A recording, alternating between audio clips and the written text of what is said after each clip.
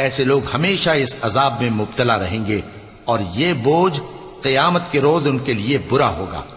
جس روز سور پھونکا جائے گا اور ہم گناہگاروں کو یوں اکٹھا کریں گے کہ ان کی آنکھیں نیلی نیلی ہوں گی۔ تو وہ آپس میں آہستہ آہستہ کہیں گے کہ تم دنیا میں صرف 10 ہی دن رہے ہو، جو باتیں یہ کریں گے ہم خوب جانتے ہیں۔ اس وقت ان میں سب سے اچھی راہ والا یعنی عاقل و ہوش مند کہے گا کہ نہیں، بلکہ صرف ایک ہی روز ٹھہرے ہو۔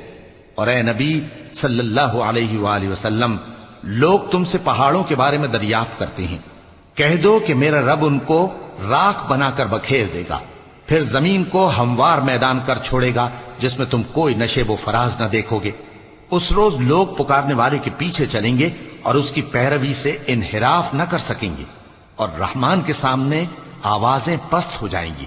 تو تم ایک ہلکی آواز کے سوا کوئی آواز نہ سنو گے۔ اس روز کسی کی سفارش کچھ فائدہ نہ دے گی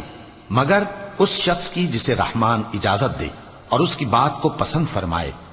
جو کچھ ان کے آگے ہے اور جو کچھ ان کے پیچھے ہے وہ اس کو جانتا ہے، اور وہ اپنے علم سے اللہ کے علم کا احاطہ نہیں کر سکتے۔